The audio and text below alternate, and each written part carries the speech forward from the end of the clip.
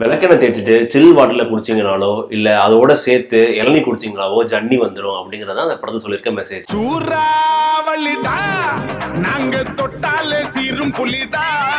Director Muthiah அதோட 3வது படம். இந்த படத்தை நீங்க மருதுன்னு சொல்லலாம், இல்ல குட்டி புலின்னு சொல்லலாம், இல்ல குட்டி கொம்பன்னு சொல்லலாம். ஸோ எல்லாமே ஒரே மாதிரி தான் எடுத்திருக்காரு. சாங் விஷுவல்ஸ் எல்லாம் ஆல்ரெடி கொம்பன்ல பார்த்த மாதிரி ஒரு ஃபீல் இருந்தது.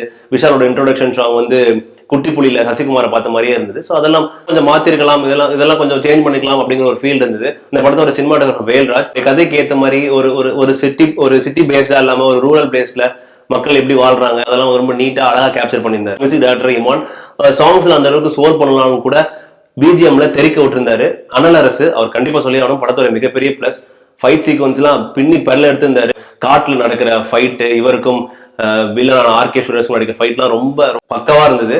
விஷால் இந்த படத்துல உடம்பு அப்படி பயங்கரமா ஏத்திட்டு ஒரு கூலியா வராரு. ரொம்ப அழகா நடிச்சிருக்காரு இந்த படத்துல. த்ரூ அவுட் அவருடைய கேரக்டர், அவருக்கும் சூரிக்கும் உள்ள ஒரு கெமிஸ்ட்ரி, அவங்களுக்கும் ஸ்ரீதேவிக்கும் ஒரு கெமிஸ்ட்ரி, அவங்களுக்கும் அவங்க பாட்டிக்கும் உள்ள கெமிஸ்ட்ரி, ராதாரவிக்கும் எல்லாமே ரொம்ப ரொம்ப அழகா டைரக்டர் கையாண்டிருக்காரு. ஸ்ரீதிவ்யா ஒரு ஏய் அப்படிங்கிற ஒரு கேரக்டர்ல ரொம்ப சூப்பரா அப்படி ஒரு தில்லான ஒரு பொண்ணா நடிச்சிருக்காங்க. ராதா ரவி என்னடா அப்படிங்கிற ஒரு கெத்தான ஒரு கேரக்டர் நடிச்சிருக்காரு. ஆர்கே சுரேஷ் பாலாவோட ப்ராடக்ட் சொல்லவே தேவையில்ல. அவர் வந்து கத்திட்டு நம்ம மற்ற படங்களை பார்க்குற வில்லன் மாதிரிலாம் வரணும்னு அவசியமே கிடையாது. அவருடைய ரோலை அப்படி சும்மா நடந்து வர்றதுலையும் அவருடைய அந்த ரக்கட் லுக்லையுமே அவருடைய கேரக்டர் ரொம்ப அழகா பிளே பண்ணியிருக்காரு. ரொம்ப சூப்பராக வந்திருக்கு. விஷாலோட பாட்டியா மாரியம்மா அப்படிங்கிற கேரக்டர்ல குளப்புலி லீலா ஒரு மலையாள ஆக்டர்ஸ் நடிச்சிருக்காங்க. அவங்களுடைய கேரக்டர் அவங்க நல்லா பண்ணியிருந்தாங்க. அவங்களுக்கும் விஷாலுக்கும் உள்ள அந்த ஒரு பாசம், அந்த ஒரு உண்மையான தமிழ்நாட்டுல சவுத்துல எந்த அளவுக்கு ஒரு பாசம் இருக்குமோ அப்படிங்கிற ஒரு பாசத்தை வந்து டைரக்டர் ரொம்ப நீட்டா ரொம்ப அழகா காமிச்சிருந்தாரு. அந்த பாட்டியை பார்க்கும்போது நமக்கு முடிய பாட்டி இல்லையே, நமக்கு இந்த மாதிரி லவ்ஸ் சேர்த்து வைக்கிற ஒரு பாட்டி இல்லையே அப்படிங்கிற ஒரு ஆசையெல்லாம் வரும். ஸோ அப்படி ஒரு பாட்டி. சூரி அவருடைய காமெடி பெருசா ஒர்க் அவுட் ஆனாலும் அவர் கடைசியா ஒரு சென்டிமெண்ட் சீன்ல கலக்கிருக்காரு. அவருக்கு கேரக்டர் ஆர்டிஸ்டா ஒரு சூப்பர் ஃபியூச்சர் இருக்குன்னே சொல்லலாம்.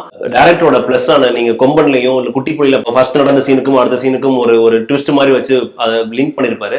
அது இந்த படத்துல அவர் நினைச்ச அளவுக்கு ஒர்க் அவுட் ஆகல.